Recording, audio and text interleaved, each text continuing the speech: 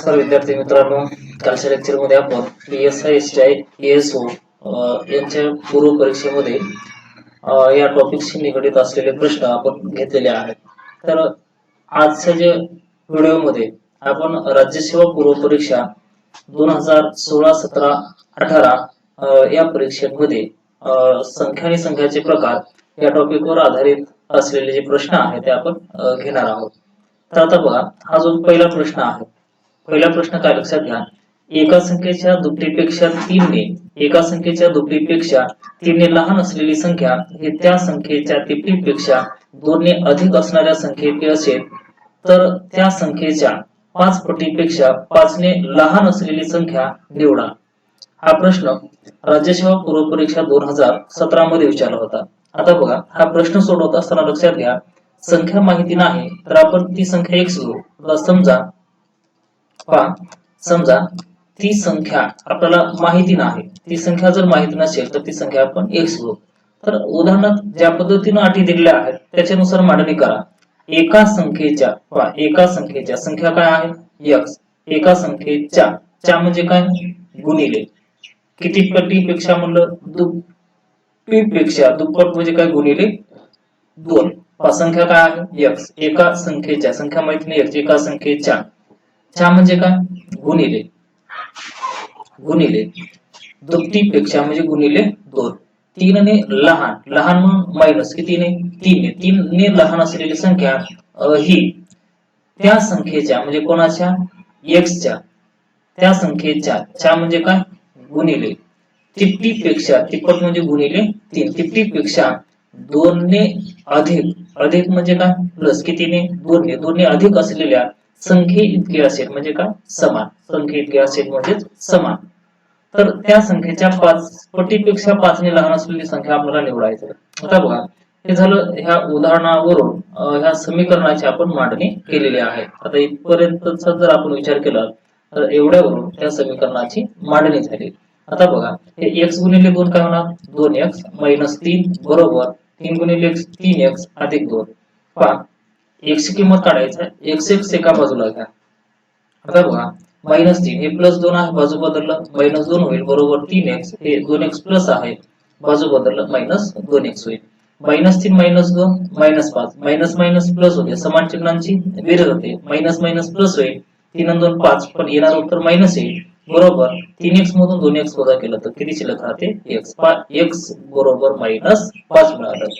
तर आपल्याला ती संख्या किती मिळाली -5, ती संख्या -5 आहे. पण उदाहरणामध्ये काय म्हटलं तर त्या संख्येच्या ती संख्या कोणती आहे -5, त्या संख्येच्या म्हणजे काय गुणिले किती पट म्हणलं 5 पट म्हणजे गुणिले 5 पटीपेक्षा 5 ने लहान असलेली संख्या, लहान आहे म्हणून मायनस किती ने आहे 5 ने, ती संख्या काय -5, याची 5 पट म्हणजे गुणिले 5 पटीपेक्षा 5 ने लहान म्हणून -5. आता बघा, हे 5 गुणिले 5 25 होईल, हे मायनस प्लस मायनस होईल, हे -25 परत हे -5, तर समान चिन्हांची बेरीज होते, मायनस मायनस प्लस होईल, 25 आणि 5 30 येईल, पण मोठी संख्या मायनस आहे -30 येईल. आता बघा, याचं जे उत्तर आहे ते -30 येईल. तर आता पहा, पुढचा जो प्रश्न आहे, पुढचा प्रश्न काय लक्षात घ्या. 2 3 4 5 7 यापैकी एका वेळी फक्त कोणतेही 4 अंक एकदाच वापरून एकूण किती 4 अंकी भिन्न भिन्न संख्या तयार होतील. आता बघा, हा जो प्रश्न आहे, हा प्रश्न असा आहे. प्रश्न काय लक्षात घ्या, 2, 3, 4, 5, 7. आता हे जे अंक आहेत, या अंकांपैकी एका वेळी फक्त कोणतेही 4 अंक एकदाच वापरून 4 अंकी भिन्न भिन्न संख्या आपल्याला तयार करायची. आता पहा, हा प्रश्न कसा आहे लक्षात घ्या. 2 आहे, 3 आहे, 4 आहे, 5 आहे, 7 आहे. तर हे अंक प्रत्येकी एकदाच वापरून, हे अंक प्रत्येकी एकदाच वापरून तयार होणाऱ्या 4 अंकी भिन्न भिन्न संख्या किती. आता बघा, किती अंकी संख्या काढायची आहे 4 अंकी. 4 अंकी संख्या काढायची म्हणून असं 4 वेळेस मांडणी करा. मग ह्या 4 वेळेस मांडणी केल्यानंतर उदाहरणामध्ये अट काही दिली नाही, समविषम असं काही दिलं नाही. मग असं काही दिलं नसेल तर अशा वेळेस डावीकडून मांडणी करायला सुरुवात करा. जर उदाहरणामध्ये एखादी अट दिली असेल तर उजवीकडून मांडायला आपल्याला सुरुवात करावी लागली असते. आता बघा, हे मांडणी करत असताना डावीकडून पहिल्या ठिकाणी हे 2 येऊ शकतो, 3 येऊ शकते, 4 येऊ शकते, 5 येऊ शकते, 7 येऊ शकते. म्हणजे किती प्रकारचे अंक येऊ शकतात? 5 प्रकारचे. म्हणजे काही 5. मग ह्या 5 अंकापैकी एक अंक गेला तर राहिले किती प्रकारच्या? 4. या 4 अंकापैकी परत एक अंक गेला तर राहिले किती प्रकारच्या? 3. या 3 अंकापैकी परत एक अंक गेला तर राहिले किती प्रकारच्या? 2. तर हे 5 गुणिले 4 गुणिले 3 गुणिले 2 याचा जर गुणाकार केला तर 5 गुणिले 4 20 20 त्रिक 60 60 दोन्ही 120. तर एकूण ज्या संख्या तयार होणाऱ्या आहेत त्या किती संख्या तयार होतील? 120 संख्या तयार होतील. म्हणजे या प्रश्नाचं जे उत्तर आहे ते 120 येईल. हा प्रश्न राज्यसेवा पूर्व परीक्षा 2016 मध्ये विचारला होता. आता बघा 2 3 4 5 7 हे अंक एक एकदाच वापरून तयार होणाऱ्या जर 4 अंकी संख्या जर काढायचं म्हणलं, संख्या जर तयार करायचं म्हणलं तर 120 संख्या तयार करण्यासाठी वेळ खूप जास्त लागतो. परीक्षेतल्या वेळेमध्ये त्या पद्धतीने सोडवणं होत नाही. म्हणून ही पद्धत आहे, ही पद्धत तुम्ही वापरा. कमीत कमी वेळेमध्ये तुम्हाला सोडवणं होईल. आता बघा पुढचा जो प्रश्न आहे, दिनूचे घर ते शाळा या दरम्यान 23 बस उपलब्ध आहेत. या दरम्यान 23 बस उपलब्ध आहेत. जर घरापासून शाळेपर्यंत वेगवेगळ्या बसने जाऊन परतायचे असेल तर दिनूला किती पद्धतीने ये जा करणे शक्य आहे? हा प्रश्न विचारलेला आहे राज्यसेवा पूर्व परीक्षा 2015 मध्ये. राज्यसेवा पूर्व परीक्षा 2015 मध्ये हा प्रश्न तुम्हाला विचारलेला आहे. आता बघा एक छोटासा एक उदाहरण घेऊन तुम्हाला हे प्रश्न सोडवायचं कसं हे समजून सांगतोय. ही जी कन्सेप्ट आहे, कन्सेप्ट काय आहे लक्षात घ्या. आता समजा ए आहे, ए हे एक शहर आहे आणि बी हे एक शहर आहे. तर ए या शहरापासून बी या शहरापर्यंत जाण्यासाठी 3 बस उपलब्ध आहेत. किती बस उपलब्ध आहेत? 3 बस उपलब्ध आहेत. तर आता पहा ए पासून बी या शहराकडे जाण्यासाठी किती बस उपलब्ध आहेत? 3 बस. आता बघा शाळेपर्यंत वेगवेगळ्या बसने जाऊन परतायचे आहे. म्हणजे जर समजा ह्या पहिल्या बसने गेला तर किती बस आहेत? 3 बस. पहा जर समजा पहिल्या बसनं जाताना पहिली बस वापरायचं आहे, येताना एकतर दुसऱ्या बसने यायचं किंवा तिसऱ्या बसने यायचं, पहिल्या बसने यायचं नाही. म्हणजे वेगवेगळ्या बसनं जायचं आणि परत यायचं आहे. म्हणजे जर जाताना जर आपण पहिल्या बसने गेलो तर येताना एकतर दुसऱ्या किंवा तिसऱ्या बसने यायचं. म्हणजे परत जाऊन परत येण्यासाठी हे किती उपलब्ध आहेत? किती पद्धती उपलब्ध आहेत? 2. जर एका पहिल्या जर बसनं आपण गेलं तर परत येताना ह्या पहिल्या बसनं परत यायचं नाही. म्हणजे एकतर दुसऱ्या बसनं किंवा तिसऱ्या बसनं, म्हणजे वेगवेगळ्या बसनं दुसऱ्या किंवा तिसऱ्या बसनं परत यायचं. एकतर दुसऱ्या किंवा तिसऱ्या, म्हणजे किती प्रकारे? 2. त्यानंतर जर समजा जाताना आपण दुसरी बस वापरलं तर परत येताना एकतर पहिल्या बसने यायचं किंवा तिसऱ्या बसने यायचं. म्हणजे हे किती पद्धती आहेत? 2 पद्धती. तसंच तिसऱ्या बसनं जर गेलं तर परत येताना एकतर पहिली बस वापरायचं किंवा दुसरी बस वापरायचं, तर पहिल्या बसनं किंवा दुसऱ्या बसनं परत यायचं आहे. म्हणजे लक्षात घ्या. तर हे किती झालं? हे 2 हे 2, म्हणजे 2 त्रिक 6 किती पद्धतीनं परत येता आलं त्याला? 6 पद्धती. तर आता इथं 3 बस आहेत. मग हे असं सोडवणं काही अवघड गेलं नाही. पण बसची संख्या जर जास्त असेल तर या पद्धतीने आपण सोडवू शकत नाही, कारण सोडवण्यासाठी वेळ खूप जास्त लागते. मग अशा वेळेस काय करायचं? एकूण पद्धती जर काढायचं झालं, एकूण पद्धती जर काढायचं झालं तर जेवढ्या काही बस आहेत त्या बसला, आता एकूण जर 3 बस असतील तर -1 करा, 2 घ्या आणि ह्या दोघांचा गुणाकार केलं तर किती येते? 6. हे 2 2 2 किती येते? 6 येते. याच पद्धतीनं लक्षात घ्या. जर याच पद्धतीनं हा प्रश्न जर सोडवायचा झाला, याच पद्धतीनं हा प्रश्न सोडवत असताना बघा, याच पद्धतीनं हा प्रश्न सोडवायचा झाला किती पद्धतीने ये जा करणे शक्य आहे. मग एकूण पद्धती जर काढायचं झालं तर किती बस आहेत? 23 बस आहेत. तर ह्या 23 ला कितीनं गुणायचं? मायनस किती करायचं? नेहमी -1 करा. 23 मधून 1 वजा केलं तर किती येते? 22. 23 गुणिले 22 या दोघांचा गुणाकार किती येते? 506. मग या प्रश्नाचं जे उत्तर आहे ते 506 बरोबर आहे. आता बघा तर 22 आणि 23 ह्या 2 क्रमवार नैसर्गिक संख्यांचा गुणाकार करत असताना या लहान संख्येचा वर्ग करा आणि त्यामध्ये तीच लहान संख्या प्लस करा, किंवा त्या मोठ्या संख्येचा वर्ग करा आणि त्यामधून तीच मोठी संख्या वजा करा. 23,529 मायनस 23 जर केलं तर 506 येते, किंवा 22,484 प्लस 22 केलं तर 605 506 आहे. म्हणजे हे अशा पद्धतीचे जर प्रश्न असतील तर कमीत कमी वेळेमध्ये सोडवण्यासाठी जेवढ्या बस आहेत त्याच्यापेक्षा एक न लहान असलेली संख्या आणि ह्या दोघांचा नेहमी गुणाकार करा. दोघांचा गुणाकार केलेले 506. या प्रश्नाचं उत्तर पर्याय क्रमांक बरोबर आहे दुसरा. हा प्रश्न राज्यसेवा पूर्व परीक्षा 2015 मध्ये विचारला होता. राज्यसेवा पूर्व परीक्षा 2015. तर पुढचा प्रश्न काय लक्षात घ्या की मेजवानीसाठी पहा, मेजवानीसाठी जमलेल्या कुटुंबियांनी पहा, मेजवानीसाठी जमलेल्या कुटुंबियांनी दोघात मिळून एक भाताचे भांडे, तिघात मिळून एक डाळीचे भांडे, पाचात मिळून एक भाजीचे भांडे आणि 6 जणात मिळून एक श्रीखंडाचे भांडे याप्रमाणे एकूण 108 भांडी पदार्थ मागवले. यामुळे कोणताही पदार्थ जास्त झाला किंवा कमी पडला नाही तर एकूण किती कुटुंबीय मेजवानीला उपस्थित होते, हा प्रश्न विचारलेला आहे राज्यसेवा पूर्व परीक्षा 2015 मध्ये. आता बघा, गृहीत धरू हे एकूण 30 व्यक्ती जेवणासाठी गेले. लक्षात घ्या, एकूण किती व्यक्ती जेवणासाठी गेले? 30 व्यक्ती. तर आता बघा, दोघात मिळून एक भाताचे भांडे. आता बघा, व्यक्ती किती आहेत? 30. दोघांमध्ये मिळून एक भाताचं भांड, तर 30 जणांमध्ये किती भांडे भात मागवला जातो? 15 भांडी. आता बघा, एकूण किती जण गेले जेवायला? 30 जण.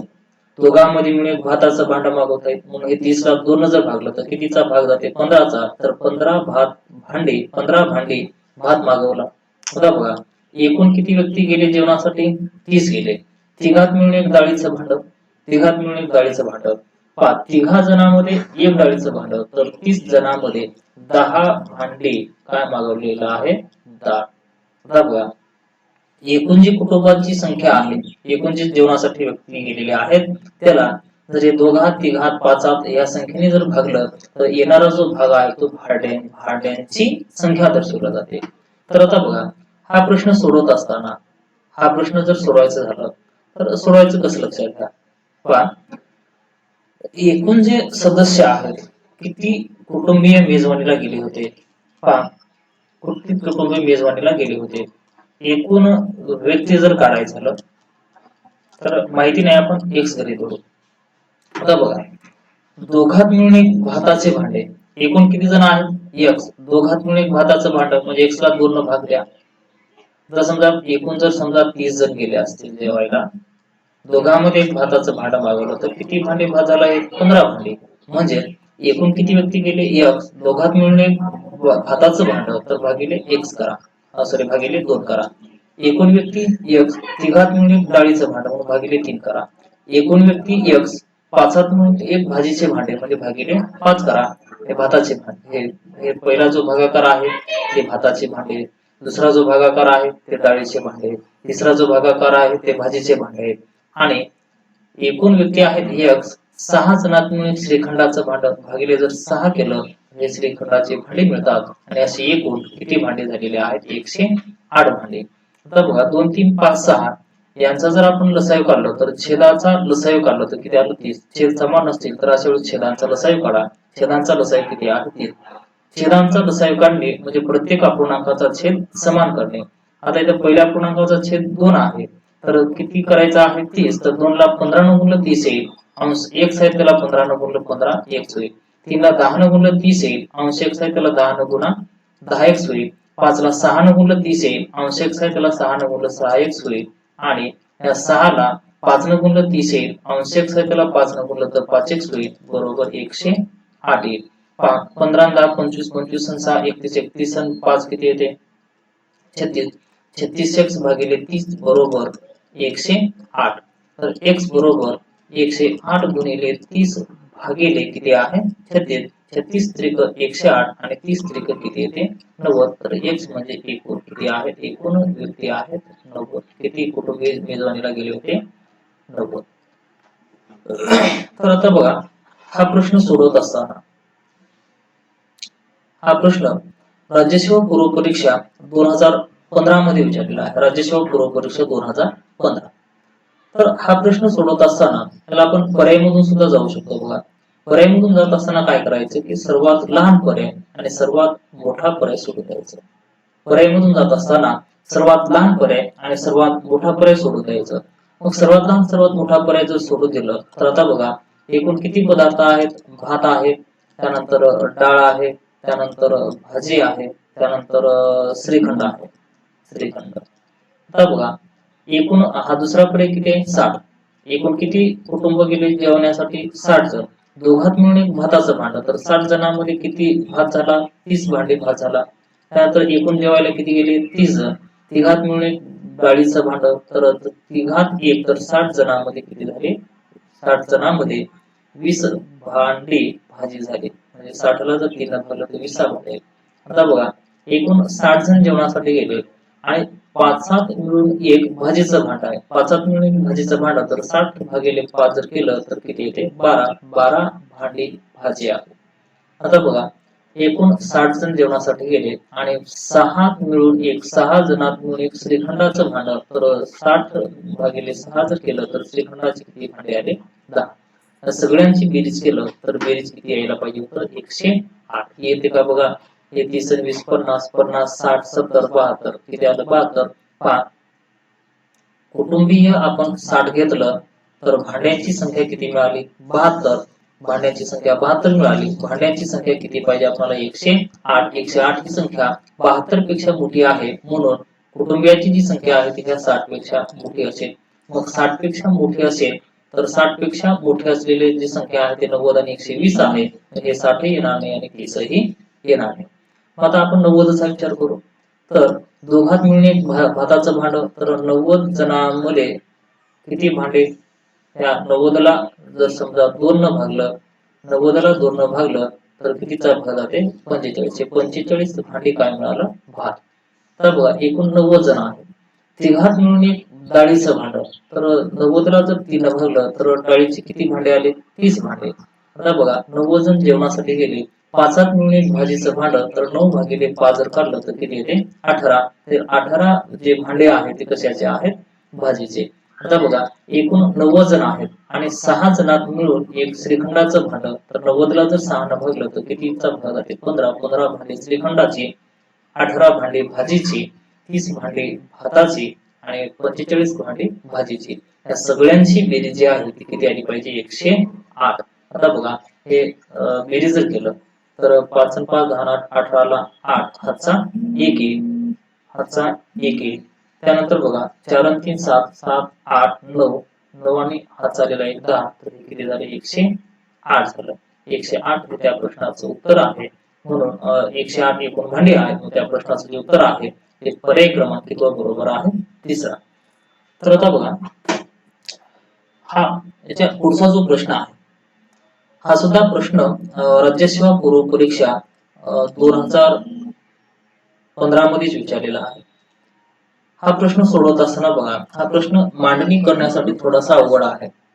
मांडणी जी आहे ती मांडणी व्यवस्थित समजून घेण्याचा प्रयत्न करा. हा प्रश्न राज्यसेवा पूर्व परीक्षा 2015 मध्ये विचारलेला आहे. तर आता पहा 5 मैत्रिणी स्टॅम्पच्या खजिन्याविषयी बोलत होत्या. पहा एकूण किती मैत्रिणी आहेत 5 मैत्रिणी आहेत. एक आहे अनु आहे, दुसरी आहे दीपा आहे, अनु दीपा. त्यानंतर काय आहे लाली. त्याच्यानंतर कोण आहे लाली. त्याच्यानंतर शमा आणि एक आहे मेरी. शमा आणि एक आहे मेरी. आता बघा उदाहरण अगोदर व्यवस्थित वाचून घ्या. त्याच्यानंतर ह्या 5 जणीकडे जी असलेली जी स्टॅम्पची संख्या आहे ते आपल्याला मांडणी करावी लागणार आहे. आता बघा अनु दीपाला म्हणाली. पहा अनु दीपाला म्हणाली जर तू मला 8 स्टॅम्प दिलेस तर तुझ्याकडे लाली इतके स्टॅम्प होतील. पहा अनु कोणाला म्हणत आहे दीपाला. अनु दीपाला म्हणाली जर तू, अनु दीपाला म्हणाली जर तू, तू म्हणजे कोण दीपा, मला म्हणजे अनुला 8 स्टॅम्प दिलेस तर तुझ्याकडे लाली इतके स्टॅम्प होतील. जर मी बोलणारी व्यक्ती म्हणजे मी, कोण बोलत आहे अनु, मी म्हणजे अनु, अनु कडचे 16 स्टॅम्प तुला दिले, तुला म्हणजे कोणाला दीपाला दिले, तर तुझ्याकडे म्हणजे दीपाकडे होणारे जे स्टॅम्प आहे ते कोणा इतके होतील म्हटलं क्षमा इतके. अनु आणि दीपाकडे मिळून क्षमा आणि लालीकडे मिळून जितके स्टॅम्प आहेत त्यापेक्षा 6 स्टॅम्प कमी आहेत. जर दीपाकडे मेरीपेक्षा 4 स्टॅम्प कमी असतील, हे इथं मांडणी आपल्याला करता येते बघा, हे लक्षात ठेवा. जर दीपाकडे मेरीपेक्षा 4 स्टॅम्प कमी असतील आणि या सर्वांकडे मिळून 149 स्टॅम्प असतील तर दीपाकडे किती स्टॅम्प आहेत. आता बघा, दीपाकडचे स्टॅम्प माहिती नाहीत, आपण एक्स घेतलं. दीपाकडचे जे स्टॅम्प आहे ते आपल्याला माहिती नाही म्हणून आपण किती घेतलेला आहे, एक्स. आता बघा, जर दीपाकडे मेरीपेक्षा 4 स्टॅम्प कमी आहेत, जर दीपाकडे मेरीपेक्षा 4 स्टॅम्प कमी असतील, जर दीपाकडे स्टॅम्प कमी असतील तर मेरीकडे स्टॅम्प जास्त असतील. कितीने जास्त असायला पाहिजे, 4 ने, म्हणजे एक्स अधिक किती येते 4. जर दीपाकडे जर स्टॅम्प एक्स असतील तर मेरीकडे एक्स अधिक 4 असायला पाहिजे. दीपाकडे मेरीपेक्षा 4 स्टॅम्प कमी, हे एक्स अधिक 4 त्याच्यापेक्षा 4 ने कमी म्हणजे एक्स. आता बघा इकडे, अनु दीपाला म्हणाली, अनु दीपाला म्हणाले, जर तू मला 8 स्टॅम्प दिलेस, दीपाकडे किती स्टॅम्प आहेत, एक्स, त्याच्यातले 8 स्टॅम्प दिले म्हणजे किती अनुकडे राहिले, सॉरी दीपाकडे किती राहिले, एक्स मायनस 8. जर तू मला 8 स्टॅम्प दिलेस, तू म्हणजे कोण, दीपा, मला म्हणजे कोणाला, अनुला 8 स्टॅम्प दिले. जर दीपानं जर अनुला 8 स्टॅम्प दिले तर दीपाकडे किती शिल्लक राहतात, एक्स होते 8 गेले, एक्स मायनस 8 राहिले. तर तुझ्याकडे म्हणजे कोणाकडे, दीपाकडे लाली इतके स्टॅम्प होतील, म्हणजे लालीकडे किती राहतील मग, एक्स मायनस 8. हे लक्षात येणं खूप महत्वाचं आहे, लक्षात घ्या. दीपाकडे किती स्टॅम्प आहेत, एक्स. अनु कोणाला म्हणत आहे, दीपाला. अनु दीपाला म्हणाले, जर तू मला 8 स्टॅम्प दिले, दीपाकडे किती आहेत, एक्स, 8 गेले तर शिल्लक किती राहिले, एक्स मायनस 8. आणि हे एक्स मायनस 8 कोणा एवढे आहेत म्हणलं, लाली एवढे, म्हणजे लालीकडे किती स्टॅम्प आहेत, एक्स मायनस 8. आता पुढे बघा, पुढे काय म्हटलंय, जर मी माझ्याकडचे, बोलणारी व्यक्ती कोण आहे, अनु, मी म्हणजे कोण, अनु. जर मी माझ्याकडचे म्हणजे कोणाकडचे, अनुकडचे 16 स्टॅम्प तुला दिले, तुला म्हणजे कोणाला बोलत आहे, दीपाला. जर अनुने दीपाला 16 स्टॅम्प दिले तर तुझ्याकडे क्षमा इतके स्टॅम्प होतील. म्हणजे जर अनुनं दीपाला 16 स्टॅम्प दिले तर दीपाकडे किती होतील मग, एक्स अधिक 16 स्टॅम्प होतील. आणि हे एक्स अधिक 16 जे स्टॅम्प आहे ते कोणा इतके म्हणलेला आहे, क्षमा इतके. क्षमाकडे किती स्टॅम्प आहेत, एक्स अधिक 16. आता बघा, आता अनुकडची आपल्याला स्टॅम्पची संख्या जर काढायची झालं, अनुकडच्या स्टॅम्पची जर संख्या काढायची झालं तर आपल्याला हे पुढचं वाक्य हे लक्षात घ्यावं लागणार आहे. अनु आणि दीपाकडे मिळून, अनु आणि दीपाकडे मिळून, अनु आणि दीपाकडे मिळून, लाली आणि क्षमाकडे मिळून, लाली आणि क्षमाकडे मिळून, लाली आणि क्षमाकडे मिळून. लाली आणि क्षमाकडचे जे स्टॅम्प आहेत ते किती, हे एक्स मायनस हे एक्स आणि एक्स 2x झालं. त्यानंतर minus 8 plus 16, minus plus minus होईल, 16 मधून 8 वजा केलं 8 होईल, मोठी संख्या प्लस आहे प्लस 8 होईल. म्हणजे हे कोणाकडचे स्टॅम्प आहेत, क्षमा आणि लालीकडचे स्टॅम्प आहेत.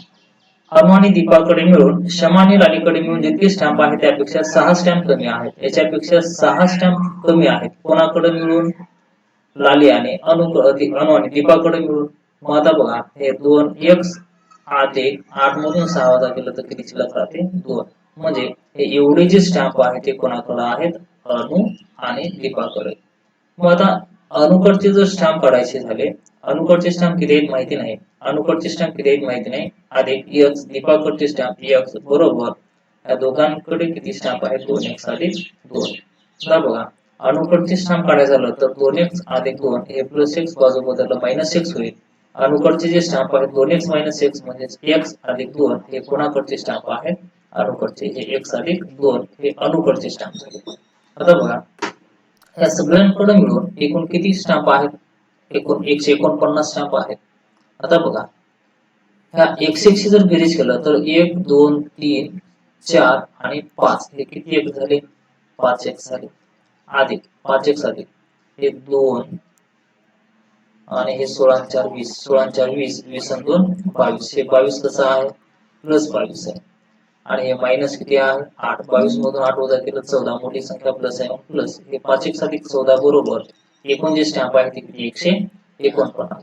5x बरोबर 149 प्लस 14 बाजू बदललं -14 होईल. x बरोबर 149 मधून 14 वजा केले 135 हे 5 भागाकाराचे 135 ला जर 5 ने भागलं कितीचा भाग जाते 27 चा. तर x म्हणजे कोणाकडचे स्टॅम्प आहे दीपाकडचे किती स्टॅम्प आहे 27. तर आपल्याला कोणाकडचे स्टॅम्प काढायचे दीपाकडे किती स्टॅम्प आहे तर दीपाकडचे जे स्टॅम्प आहे ते किती आहेत 27. तर हे उदाहरण सोडवत असताना सगळ्यात महत्वाचं आहे की ही एवढी मांडणी करता येणं हे सगळ्यात महत्वाचं आहे. हे मांडणी जर करता आली नाही तर तुम्हाला हे उदाहरण सोडवता येत नाही. आता बघा हाच प्रश्न मी परत एकदा तुम्हाला समजून सांगतो. थोडासा प्रश्न समजायला अवघड आहे. परत एकदा लक्षात घ्या. आता बघा एकूण किती मैत्रिणी आहेत 5. कोणकोणते आहेत अनु आहे, त्यानंतर दीपा आहे, त्यानंतर लाली आहे, शमा आहे आणि मेरी आहे. तर आता बघा जर दीपाकडे मेरीपेक्षा 4 स्टॅम्प कमी आहेत, जर दीपाकडे ह्या मेरीपेक्षा 4 स्टॅम्प कमी असतील तर मेरीकडे दीपापेक्षा 4 स्टॅम्प जास्त असणार. म्हणजे मेरी आणि दीपा यांची जर आपण मांडणी केलं तर 1 + 4 येईल. आता बघा हे उदाहरणाच्या सुरुवातीला या आता बोलणारी व्यक्ती कोण आहे अनु. अनु दीपाला म्हणाली. अनु जी बोलणारी व्यक्ती आहे ती मी, माझे, मला असा त्याचा अर्थ होतो. आणि अनु कोणाला बोलत आहे दीपाला. म्हणजे दीपा म्हणजे तू, तुला, तिने असे शब्द कोणासाठी वापरले जातात दीपासाठी. पहा जर तू म्हणजे कोण दीपा, मला म्हणजे कोणाला अनुला 8 स्टॅम्प दिले तर तुझ्याकडे लाली इतके स्टॅम्प होतील. पहा दीपाकडे किती स्टॅम्प आहे 1, त्याच्यातले किती गेले 8 गेले. तर दीपाकडे किती राहिले x - 8 राहिले. आणि हे x - 8 कोणा इतके स्टॅम्प मुलीला आहे लाली इतके. म्हणजे लालीकडे किती स्टॅम्प असायला पाहिजे x - 8. जर आता बघा दुसऱ्या या दुसऱ्या अटीवरून क्षमाची मांडणी होते व क्षमाकडे असलेल्या स्टॅम्पची मांडणी होते. जर मी माझ्याकडचे बोलणारी व्यक्ती कोण आहे अनु, मी म्हणजे कोण अनु, अनु म्हणजे अनुकडचे म्हणजे माझ्याकडचे म्हणजे अनुकडचे 16 स्टॅम्प तुला दिले. तुला म्हणजे कोणाला दिले दीपाला. दीपाकडे किती स्टॅम्प आहेत 1 स्टॅम्प आहेत. अनुकडचे किती येत आहेत 16. म्हणजे दीपाकडे किती होत आहेत 1 + 16. आणि हे 1 + 16 जे स्टॅम्प आहे ते कोणा इतके म्हणलेलं आहे क्षमा इतके. म्हणजे क्षमाकडे असलेले जे स्टॅम्प आहे ते 1 + 16 आहे. आता बघा हे मांडणी झाली कोणाची मेरी, क्षमा, लाली आणि दीपा. आता काढायचं काय आहे अनुची. अनुकडे किती स्टॅम्प आहेत हे आपल्याला काढावं लागेल. अनुकडचे स्टॅम्प काढण्यासाठी आता इथून पुढची अट महत्वाची आहे. अनु आणि दीपाकडे मिळून असलेले स्टॅम्प क्षमा आणि लालीकडे मिळून असलेल्या स्टॅम्प पेक्षा 6 ने कमी आहेत. आता बघा क्षमाकडे किती स्टॅम्प आहेत 1 + 16 आणि लालीकडे किती स्टॅम्प आहेत 1 + 8. म्हणजे यांची जर बेरीज केलं तर हे 1 1 आणि 1 1 दोन आहेत. हे मायनस प्लस मायनस होईल दोघांची वजाबाकी 8 येईल. मोठी संख्या प्लस आहे म्हणून +8.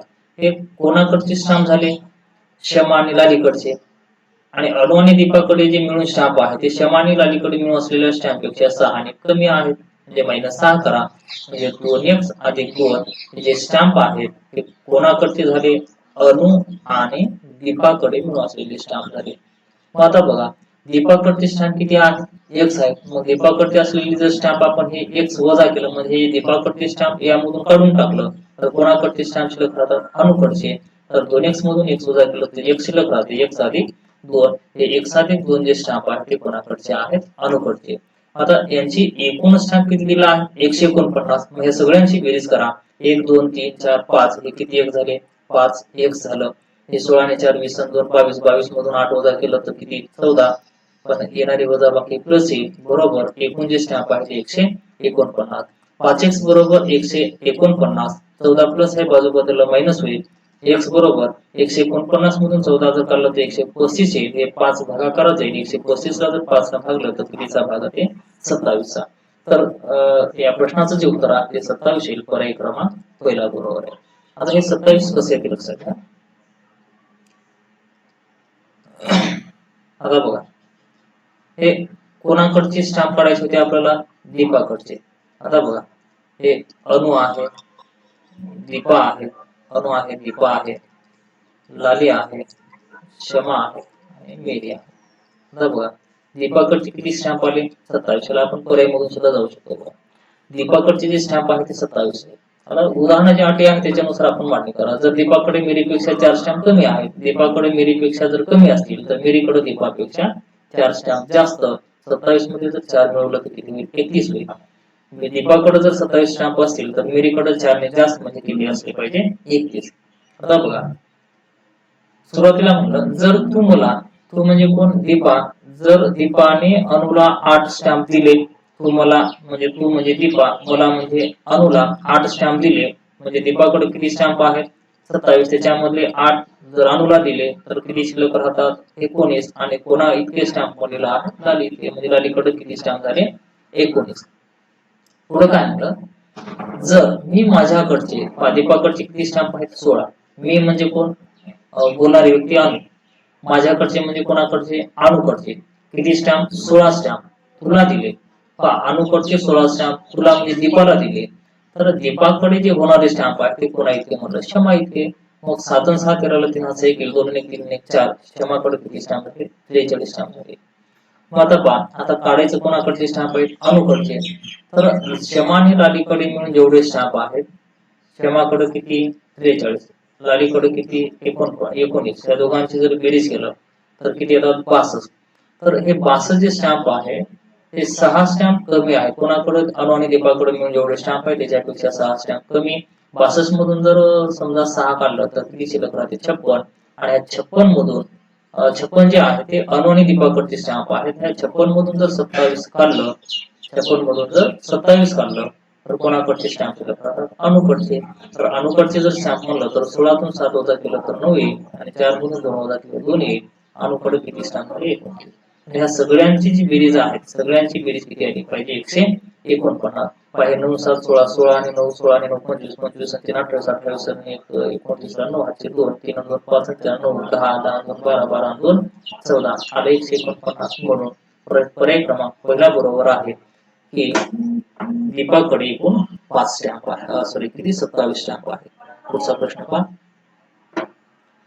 हा प्रश्न राज्यसेवा पूर्व परीक्षा 2018 मध्ये विचारलेला आहे. राज्यसेवा पूर्व परीक्षा 2018.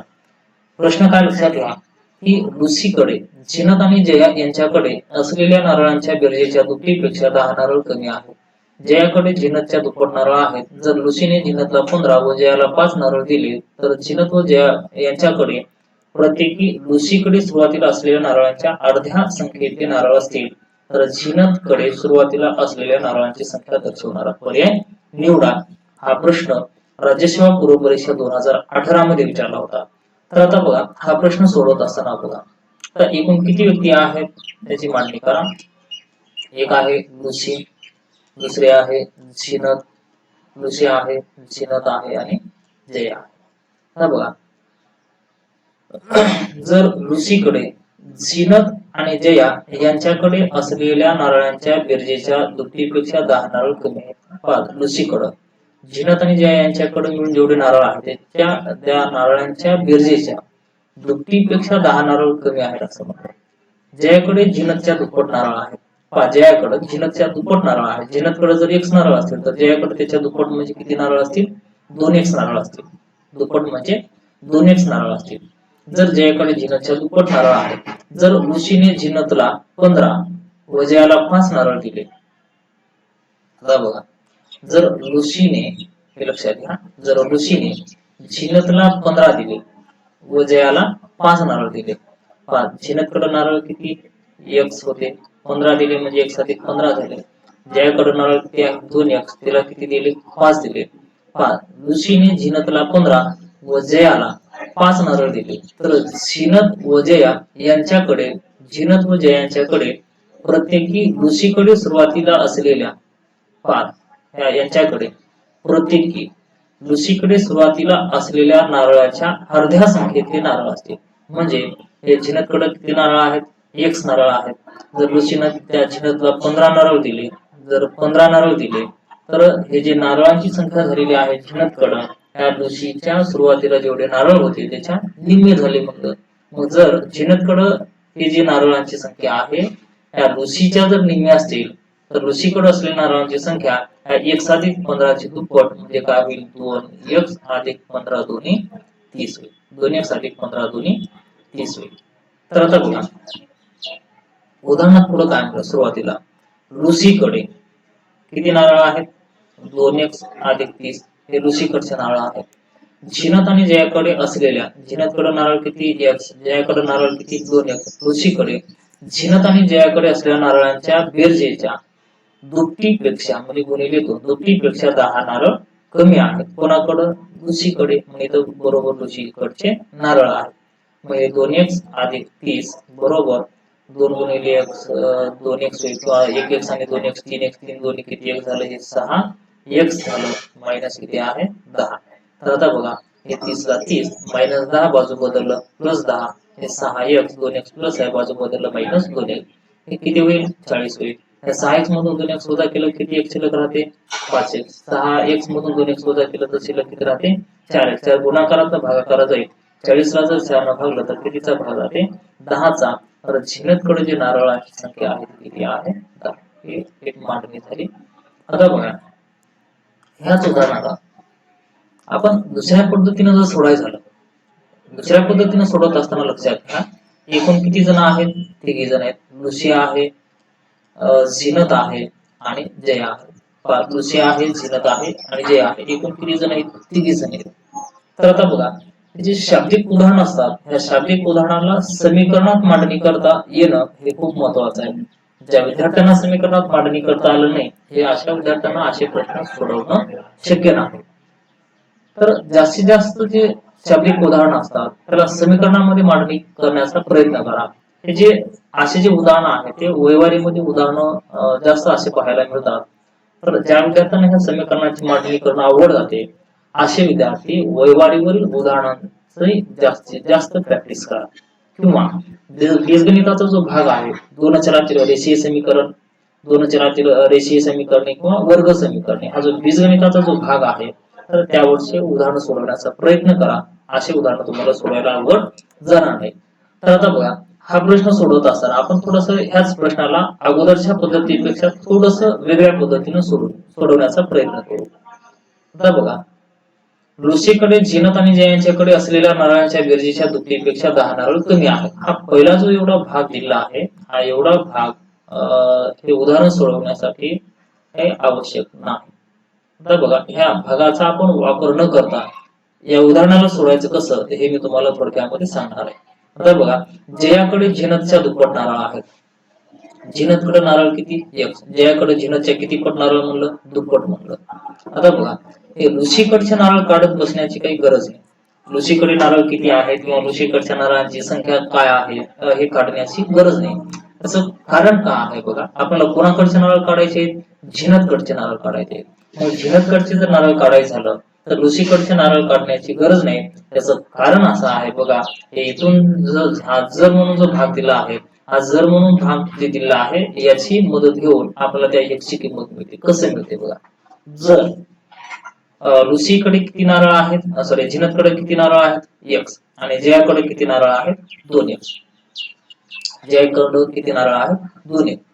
पुढे काय म्हणलं जर लुसीने झिनतला 15 नारळ दिले झिनतकडे किती नारळ आहेत x किती नारळ दिले म्हटलं 15 नारळ दिले. जर लुसीने झिनतला 15 नारळ दिले व जयाला 5 नारळ दिले झिनतला किती नारळ दिलेले आहेत 15 व जयाला किती नारळ दिलेले आहेत 5 तर झिनतला 15 व जयाला 5 नारळ दिले तर यांच्याकडे प्रत्येकी म्हणजे झिनतकडे आणि जयाकडे प्रत्येकी लुसीकडे सुरुवातीला असलेल्या नारळांच्या अर्ध्या संख्येचे नारळ असतील. अर्ध्या संख्येचे म्हणजे ह्या दोघीकडे जे नारळ आहेत हे झिनतकडे जे नारळ झाले किंवा ह्या जयाकडचे जे नारळ झालेले आहेत तर हे झिनत किंवा जयाकडचे जे नारळांची संख्या आहे ह्या लुसीकडे नारळ असलेल्या संख्येच्या निम्मे आहेत. म्हणजे ही जी 1+15 आहे लुसीच्या निम्मे आहे किंवा 2x+5 जे आहेत हे लुसीकडे असलेल्या नारळांच्या निम्मा आहे. म्हणजे हे झिनतकडे आणि जयाकडे जे झालेले नारळ आहे ते ह्या लुसीच्या तुलनेमध्ये कसे आहेत समान आहेत. समान आहेत म्हणजे बरोबरीचं चिन्ह येईल. मग आता बघा हे 15 हे 5 प्लस आहे बाजू बदललं -5 होईल बरोबर 2x हे x प्लस आहे बाजू बदललं मायनस होईल. x एका बाजूला घ्या आणि संख्या एका बाजूला घ्या. 15तून 5 वजा केलं तर 10 येईल. 2x मधून x वजा केलं तर x शिल्लक राहते. x बरोबर किती आलं 10. तर हे x म्हणजे कोणाकडचे नारळ आहे, झिनतकडचे. तर झिनतकडचे जे नारळ आहेत किती बरोबर आहे 10. म्हणून या प्रश्नाचं जे उत्तर आहे ते पर्याय क्रमांक पहिला बरोबर आहे. हा प्रश्न राज्य सेवा पूर्व परीक्षा 2018 मध्ये विचारला होता. तर आता बघा हा जो प्रश्न आहे या प्रश्नाला आपण पर्यायमधून सुद्धा जाऊ शकतो. पर्यायमधून जात असताना बघा मला कोणाकडचे नारळ काढायला सांगितलं होतं, झिनतकडचे. मग पर्यायमध्ये जी नारळांची संख्या दिली आहे ती झिनतकडचे नारळ घ्या. आता आपण पहिला पर्याय आपलं उत्तर आहे, मग आपण 10 न घेता 15 हा पर्याय घेऊन बघू. 15 काय येत नाही. तर झिनतकडे किती नारळ आहेत 15. ज्याकडे झिनतच्या दुप्पट नारळ आहे, जसं उदाहरणामध्ये दिलं त्या पद्धतीने वाटणी करा. झिनतकडे नारळ आहेत 15, ज्याकडे झिनतच्या दुप्पट नारळ आहेत, या 15चे दुप्पट किती आहे 30. त्यानंतर पुढे काय म्हणलं बघा, लुसीकडे झिनत आणि जया यांच्याकडे असलेल्या नारळांच्या बेरजेच्या दुपटीपेक्षा 10 नारळ कमी आहेत. या दोघीकडे नारळ किती झाले 45. 45 ची दुप्पट 90. 90 पेक्षा 10 ने कमी म्हणजे किती 80. लुसीकडे नारळ किती झाले 80. पुढे काय म्हणलं, जर लुसीने झिनतला 15 नारळ दिले आणि जयाला 5 नारळ दिले, तर यांच्याकडे जे नारळांची संख्या झालेली आहे, यांच्याकडे जे नारळांची संख्या झालेली आहे ती लुसीच्या जे नारळ आहे त्याच्या निम्म आहे. 80च्या निम्म 30 येते का नाही, किंवा 80च्या निम्म 35 आहे का नाही. मग या प्रश्नाचं जे उत्तर आहे ते पर्याय क्रमांक दुसरा येणार नाही, 15 येणार नाही. आता बघा पहिला पर्याय 10 का बरोबर येते बघा, तर लुसी आहे, झिनत आहे आणि जया आहे. तर पर्याय आहे पहिला 10. झिनतकडे नारळ कोणाचे काढायचे आहेत, झिनतकडे. मग पर्यायामध्ये जी संख्या आहे ते आपण झिनतचे नारळ घेऊ. मग पहिला पर्याय किती आहे 10. झिनतकडे किती नारळ आहेत 10. जयाकडे झिनतच्या दुप्पट नारळ आहे, 10चे दुप्पट किती येणार 20 येईल, म्हणजे 10चे दुप्पट 20 येईल. जर झिनतकडे जर 10 नारळ असतील तर जयाकडे 10चे दुप्पट 20 नारळ झाले. आता बघा उदाहरणाच्या सुरुवातीला काय दिलं की लुसीकडे असलेल्या नारळांची संख्या हे झिनत आणि जयाकडे असलेल्या नारळांच्या बेरजेच्या दुपटीपेक्षा 10 नारळ कमी आहेत. या दोघांची बेरीज 30. 10 आणि 20 30. 30 ची दुप्पट 60. 60 पेक्षा 10 ने कमी म्हणजे किती होणार 50. म्हणजे लुसीकडचे जे नारळ आहेत ते किती झाले 50. पुढे काय म्हणलं बघा, जर लुसीनं झिनतला 15 नारळ दिले, किती होते झिनतकडे 10, 15 दिले तर किती झाले 25. आणि जयाला 5 नारळ दिले, जयाकडे 20 आहेत, 5 दिले तर किती झाले 25. तर हे त्या दोघीकडे जे नारळांची संख्या झालेली आहे ते लुसीकडे असलेल्या नारळांच्या संख्येच्या निम्म. या 50 निम्म 25 किंवा 50 निम्म 25 येते. म्हणून या प्रश्नाचं उत्तर पर्याय क्रमांक पहिला बरोबर आहे. झिनतकडे असलेल्या नारळांची जी संख्या आहे ती 10 ही बरोबर आहे. हा प्रश्न राज्य सेवा पूर्व परीक्षा 2018 मध्ये विचारला होता. पुढचा प्रश्न काय लक्षात घ्या, शहर ए पासून बी चे 2 तिकिटांचे आणि शहर ए ते सी पर्यंतचे 3 तिकिटांचे एकूण बस भाडे 75 रुपये आहे, 77 रुपये आहे. परंतु शहर ए पासून बी पर्यंत 3 तिकिटांचे आणि शहर ए ते शहर सी पर्यंत 2 तिकिटांचे एकूण बस भाडे 73 रुपये आहे. तर शहर ए पासून शहर बी पर्यंत तसंच शहर ए पासून सी पर्यंतचे अनुक्रमे बस भाडे किती हे आपल्याला काढायचं आहे. हा सुद्धा जो प्रश्न आहे तो राज्य सेवा पूर्व परीक्षा 2018 मध्ये विचारलेला आहे. तर आता बघा हा प्रश्न सोडवण्याची जी पद्धत आहे ही पद्धत मी सांगतो, व्यवस्थित समजून घेण्याचा प्रयत्न करा. तर बघा हे ए हे शहर आहे, हे बी हे शहर आहे आणि हे सी हे शहर आहे. पण ए या शहरापासून बी या शहरापर्यंत जर जायचं झालं तर बस भाडं आहे x रुपये, म्हणजे प्रति व्यक्तीला x रुपये एवढं तिकीट द्यावं लागते बस भाड्यामध्ये तिकीट. आता बघा जर ए या शहरापासून सी या शहरापर्यंत जर जायचं झालं तर बस भाडे जे आहे ते y रुपये प्रति व्यक्ती आहे. आता बघा ए पासून बी पर्यंत जर जायचं झालं म्हणजे ए या शहरापासून बी या शहरापर्यंत जर जायचं झालं तर किती रुपये द्यावं लागते एका व्यक्तीला तिकीट x रुपये. आणि ए या शहरापासून सी या शहरापर्यंत जायचं झालं तर प्रत्येक व्यक्तीला किती रुपये तिकीट द्यावं लागते y रुपये. तर आता बघा हे पहिली जी अट आहे, पहिली अट काय लक्षात घ्या, शहर ए पासून बी पर्यंत ही पहिली अट आहे. शहर ए पासून बी पर्यंत हे 2 तिकिटांचे, आता ए पासून बी पर्यंत एका व्यक्तीला x रुपये, तर 2 व्यक्तीला किती रुपये झाले 2x अधिक आणि म्हणजे अधिक शहर ए ते शहर सी पर्यंत 3 तिकिटांचे, म्हणजे ए पासून सी पर्यंत एका व्यक्तीला y रुपये द्यावे लागते. तर 3 व्यक्तीला म्हणजे 3y असं एकूण किती रुपये भाडं झालेलं आहे? 77 रुपये भाडं झालं. हे झालं पहिलं समीकरण. दुसरं समीकरण काय आहे लक्षात घ्या. शहर ए पासून बी पर्यंतचे 3 तिकिटांचे ए पासून बी पर्यंत एका व्यक्तीला 1 रुपये द्यावा लागते. तर 3 व्यक्तीला किती रुपये द्यावा लागणार मग? 3 अधिक शहर ए ते शहर सी पर्यंत 2 तिकिटांचे ए पासून सी पर्यंत एका व्यक्तीला y रुपये द्यावा लागतात.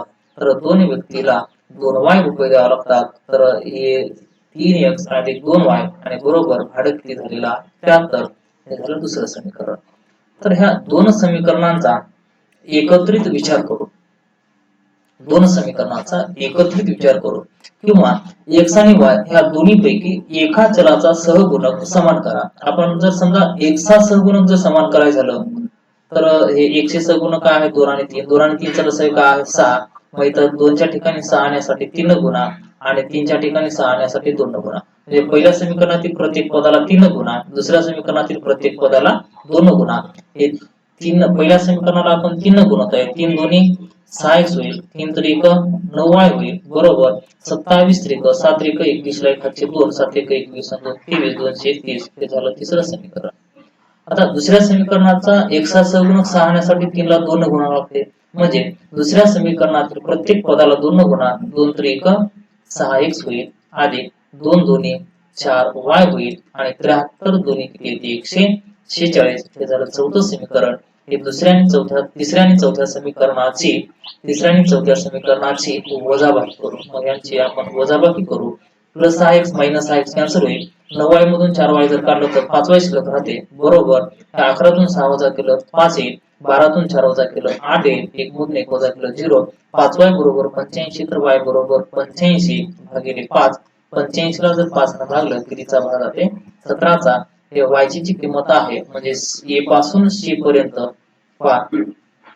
a ते c पर्यंतचं जे भाडं आहे ते किती रुपये आलं? 17. तर आपल्याला कोणाची किंमत काढायची आहे? a पासून b पर्यंत म्हणजे x ची किंमत काढायची आहे. मग x ची किंमत जर काढायचं झालं तर आलेली y ची किंमत कोणती आहे? एका समीकरणामध्ये ठेवा. 2x अधिक पहिलं समीकरण काय बघा, 2x अधिक 3 गुणिले y ची किंमत 17 बरोबर किती आहे? 77. आहे 2x ला 2x, त्यानंतर 3 गुणिले y ची किंमत 17 बरोबर 77. मग 2x बरोबर 77, 17 त्रिक 51. मग x बरोबर 7 मधून 1 वजा केलं तर 6 आणि 7 मधून 5 वजा केलं 2, 26. हे 2 भागाकार जाईल. 26 ला 2 ने भागलं कितीचा भाग जाते? 13. तर a पासून b पर्यंत 13 आणि a पासून c पर्यंत 17. म्हणजे या प्रश्नाचं जे उत्तर आहे ते 13,17. 13,17 म्हणजे पर्याय क्रमांक किती आहे? एक मिनिट. ए पासून शहर ए पासून बी व सी ते अनुक्रमे बस भाडे किती? ए पासून बी पर्यंतचं भाडं 13 आणि ए पासून सी पर्यंतचं भाडं 17. 13 व 17 पर्यायामध्ये थोडीशी चूक झालेली आहे. हा दुसरा जो पर्याय आहे, दुसरा पर्याय लक्षात घ्या. दुसरा पर्याय आहे 13,17. म्हणून या प्रश्नाचं उत्तर जे आहे पर्याय क्रमांक दुसरा आहे.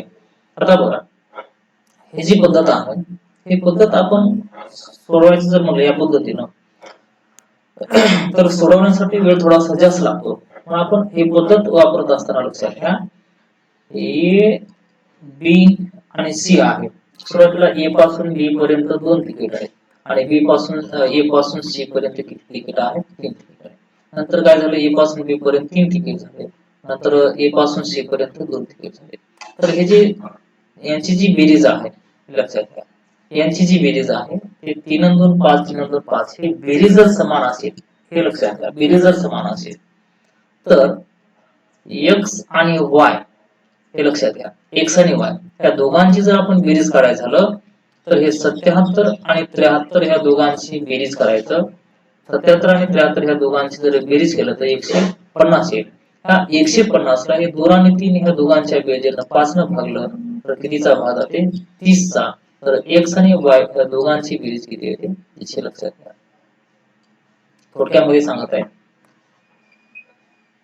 जर ए पासून बी पर्यंत 2 तिकीट आणि बी पासून सी, ए पासून सी पर्यंत 3 तिकीट, परत ए पासून बी पर्यंत 3, परत ए पासून सी पर्यंत 2, म्हणजे हे 2 3 2 3 ची जर बेरीज समान येत असेल, ह्या सहगुणकांची बेरीज जर समान असेल तर अशा वेळेस त्या एक्स आणि वाय ची जर बेरीज काढायचं झालं तर 77 आणि 73 या दोघांची बेरीज करून हे 3 आणि 2 5 न भागलं तर 30 चा भाग आहे. आणि जर समजा यांची वजाबाकी जर काढायचं झालं, हे लक्षात घ्या, यांची वजाबाकी जर काढायचं झालं तर हे 77 आणि 73 या दोघांची वजाबाकी करा. 77 आणि 73 या दोघांची वजाबाकी 4 येईल आणि हे 2 आणि 3 मधला फरक किती आहे? 1. 4 ला जर 1 न भागलं तर कितीचा भाग जाते? 4 चा. म्हणजे x अधिक y 30, x मायनस y 4. यावरून x ची जर किंमत काढायची झालं तर हे 1x आणि 1x 2x हे plus y minus y cancel होते. हे 30 आणि 4 किती येते? 34. 2x बरोबर 34 तर x बरोबर किती आहे? 17. x बरोबर 17. त्यानंतर y ची जर किंमत काढायची झाली, y ची किंमत पहा, इथं x लहान आहे y मोठा आहे, x लहान आणि y मोठा, कारण a पासून b पर्यंतचं जे भाडं आहे ते कमी आणि a पासून c पर्यंतचं जे भाडं जास्त आहे. दोन संख्यांची बेरीज दोन संख्यातला जर फरक दिला, पहा एक मिनिट लक्षात घ्या, यांची बेरीज किती आहे? 30 आहे आणि त्यांच्यामधला फरक किती आहे? 4. यावरून त्या संख्या जर काढायचं झालं तर लहान संख्या जर काढायचं झालं तर बेरीज आणि वजाबाकीची बेरीज वजाबाकी करून 2 भाग द्या आणि मोठी संख्या जर काढायचं झालं तर बेरीज आणि वजाबाकीची बेरीज करून 2 भाग द्या. 30 मधून 4 वजा केलं तर 26, त्याला 2 भागलं तर 13 चा भाग येईल आणि 30 आणि 4 दोघांची बेरीज 34, त्याला जर 2 भागलं तर कितीचा भाग येईल? 17 चा भाग येईल. म्हणजे ए पासून बी पर्यंतचं भाडं 13 रुपये, ए पासून सी पर्यंतचं भाडं 17 रुपये, म्हणजे 13 आणि 17 असलेला जो पर्याय आहे ते किती बरोबर आहे? दुसरा. तर हा प्रश्न राज्यसेवा पूर्व परीक्षा 2018 मध्ये विचारला होता. पुढचा प्रश्न काय लक्षात घ्या, हा जो प्रश्न आहे हा प्रश्न सुद्धा राज्यसेवा पूर्व परीक्षा 2018 मध्ये विचारला. राज्यसेवा पूर्व परीक्षा 2018 प्रश्न सोडवत असताना बघा, जे अंक दिलेले आहेत 2 आहे, 3 आहे, 5 आहे, 6 आहे, 7 आहे आणि 9 आहे. हे किती अंक आहेत? 1 2 3 4 5 6. पहा हे एकूण किती अंक आहेत? 6 अंक आहेत.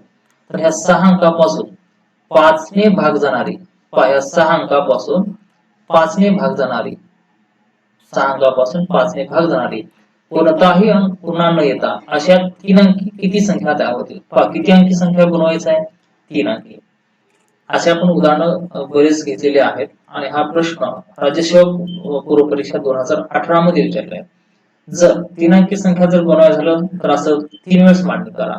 जर उदाहरणामध्ये एखादी अट दिली की सम बनवा, विषम बनवा, 5 ने भाग जाणारी बनवा, 2 ने भाग जाणारी संख्या बनवा, 3 ने भाग जाणारी संख्या बनवा, असं जर उदाहरणामध्ये काही अट दिली तर अट जर दिली असेल तर अशा उदाहरणाची मांडणी जी आहे ते आपण उजवीकडून मांडणी करायला सुरुवात करू. पहा किती न भाग जाणारी संख्या म्हणलं? 5 ने. 5 ने भाग जाणारी संख्या जर काढायचं झालं तर 5 ची कसोटी काय आहे की ज्या संख्येच्या एकक स्थानी 0 किंवा 5 असेल, ज्या संख्येच्या एकक स्थानी 0 किंवा 5 असेल तर अशा संख्यांनाच 5 ने पूर्ण भाग जातो. मग दिलेल्या अंकांपैकी जर ह्या एकक स्थानी जर 9 आलं, 3 अंकी संख्या जर बनवत असताना 2 3 9 आलं, समजा एकक स्थानी जर 9 आलं तर एकक स्थानी जर 9 आलं तर ह्या संख्येला 5 ने भाग जाते का?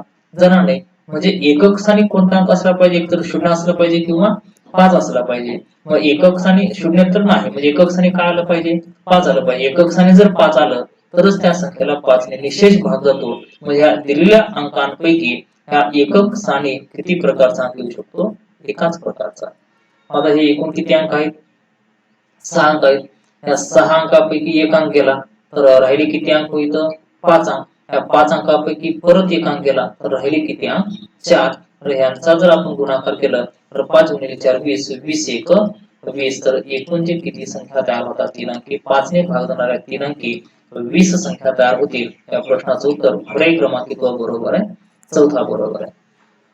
जर उदाहरणामध्ये एखादी अट दिली नसेल तर अशा वेळेस डावीकडून मांडणी करायला सुरुवात करा. पण उदाहरणामध्ये एखादी जर अट दिली तर अशा वेळेस उजवीकडून मांडणी करायला सुरुवात करा. अट काय दिली होती? 5 ने भाग जाणारी संख्या काढा असं म्हटलं होतं. 5 ने भाग जाणारी संख्या जर काढायला झालं तर 5 ची कसोटी आपल्याला माहिती पाहिजे. 5 ची कसोटी काय आहे की ज्या संख्येच्या एकक स्थानी 0 किंवा 5 असेल तर त्या संख्येला 5 ने निशेष भाग जातो.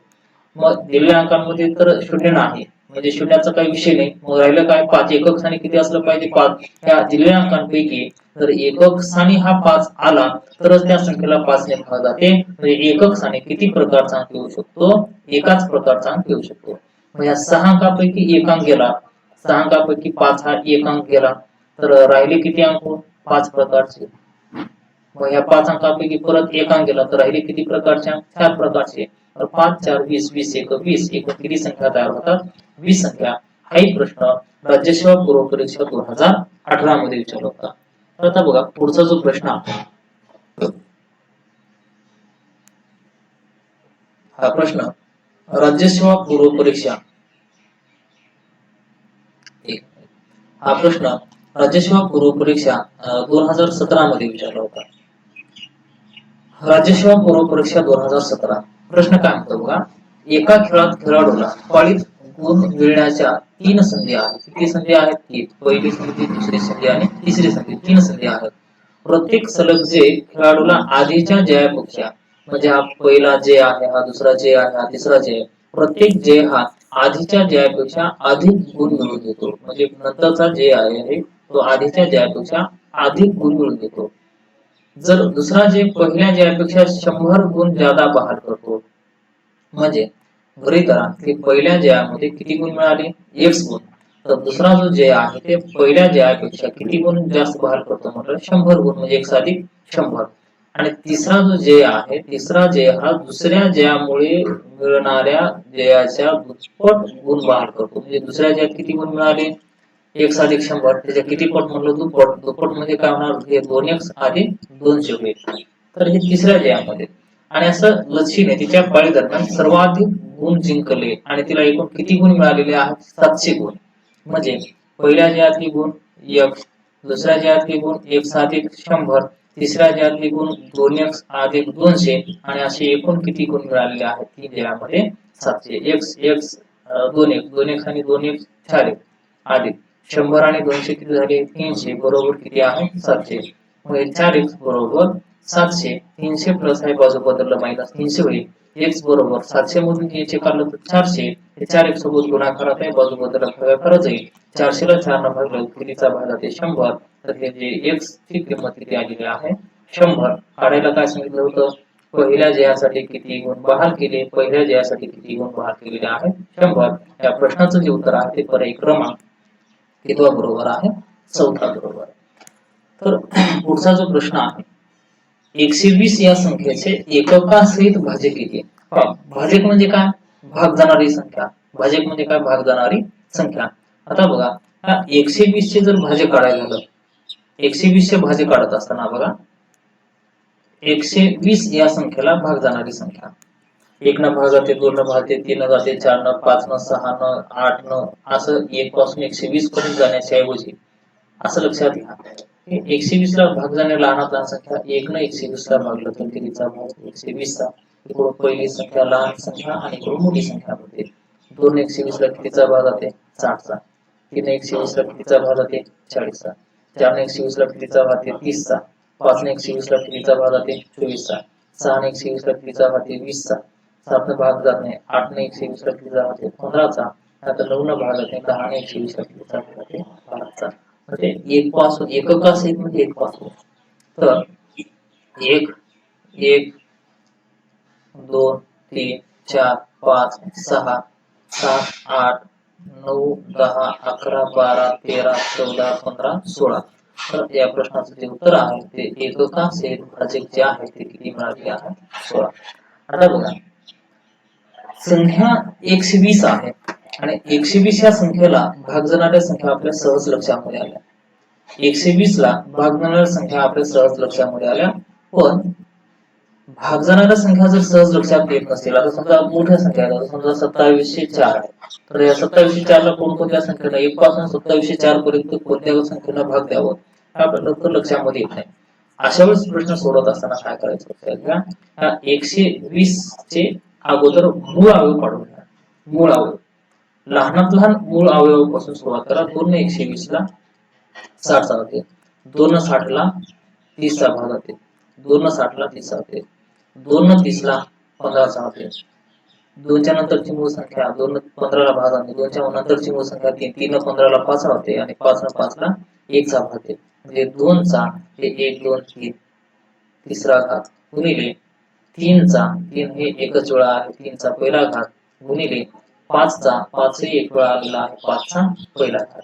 जर यावरून एककासहित जर भाजक काढायचं झालं, एककासहित भाजक जर काढायचं झालं तर जे घात आहे त्याला एक एक ने वाढून घ्या. 3 मध्ये 1 मिळवलं 4, त्यानंतर 1 मध्ये 1 मिळवलं 2, त्यानंतर ह्या 1 मध्ये 1 मिळवलं 2. जे घात आहे ते एक एक ने वाढून घ्या. 4 दोन्ही 8, 8 दोन्ही 16. एककास एक भाज्य किती आहे? 16. हे एवढं भाग जाणाऱ्या संख्या काढत बसण्याची गरज नाही. या पद्धतीने जर सोडवलं तुम्ही तर एककास एक भाजक मिळतील. पहा 120 ला लहानात लहान मूळ संख्येला भाग द्यायला सुरुवात करा. 120 ला 2 60 होते, 2 60 ला 30 होते, 2 30 ला 15 होते, 3 15 ला 5 होते, 5 5 ला 1 चा भाग होते. 2 हे किती वेळा आलं? 3 वेळा, म्हणजे 2 चा तिसरा घात. 3 हे किती वेळा आलं? 1 वेळा, 3 चा पहिला घात. 5 हे किती वेळा आलं? 1 वेळा, 5 चा पहिला घात. आणि हे जे घात आहेत हे घात एक एक न वाढून घ्या. 3 होतं 1 न वाढवलं 4, 1 होतं 1 न वाढवलं 2, 1 होतं 1 न वाढवलं 2. तर याचा जर गुणाकार केलं तर गुणाकार किती येत आहे? याचा जर गुणाकार केला तर गुणाकार किती येतो? 16. याचा गुणाकार 16 येतो. म्हणजे एककासहित भाजक जे आहे किती आहेत? 16. पुढचा प्रश्न पहा. प्रश्न त्याचा 120 या संख्येचे पहा. प्रश्न त्याचा 120 या संख्येचे काढायला काय सांगितलेलं आहे? 120 या संख्येचे आपल्याला मूळ अवयव काढायचे आहे. अगोदरच्या उदाहरणामध्ये एककासहित भाजक विचारलं होतं. या उदाहरणात काय विचारलं? मूळ अवयव. मूळ अवयव म्हणजे काय? असे अवयव की ते मूळ असले पाहिजे. परत काय करायचं? 120 ला 2 न भागलं 60 चा भाग आहे. 60 ला 2 न भागलं 30 चा भाग आहे. 30 ला 2 न भागलं 15 चा भाग आहे. 15 ला 2 न भागत नाही, 3 न भागलं 5 चा भाग आहे. 5 ला 5 न भागलं 1 चा भाग आहे. म्हणजे 2 चा तिसरा घात गुणिले 3 चा पहिला घात गुणिले 5 चा पहिला घात. जर मूळ अवयव जर म्हणलं तर जे घात आहेत त्या घातांकाची काय करायचे? बेरीज. 3 आणि 2 5. मूळ अवयव जर म्हणलं तर घातांकाची बेरीज करा. आणि प्रश्न असा असेल आणि जर असं म्हणलं की एककासहित भाजक जर काढायला म्हणलं, एककासहित भाजक जर काढायचं झालं तर जे घात आहे ते एक एक ने वाढवा आणि त्यांचा गुणाकार करा. एककासहित भाजक म्हणलं तर 16 येईल, पण मूळ अवयव जर म्हणलं तर किती येते? 5 येईल. मूळ अवयव जर काढायचं झालं तर या घातांकाची बेरीज करा आणि एककासहित भाजक जर काढायचं झालं तर घात जे आहे ते एक एक न वाढवा आणि त्यांचा गुणाकार करा. या पद्धतीनं आपल्याला हे जे प्रश्न आहे ते सोडवता येतात. परत लक्षात घ्या, मूळ अवयव जर काढायचं झालं तर घातांकाची बेरीज करा. एककासहित भाजक जर काढायचं झालं तर जे घात आहेत त्या घात एक एक न वाढवा आणि त्यांचा गुणाकार करा. एककासहित भाजक मिळतील. तर विद्यार्थी मित्रांनो, या ठिकाणी आपण थांबू आणि उद्यापासून नवीन टॉपिकची आपण सुरुवात करू. धन्यवाद.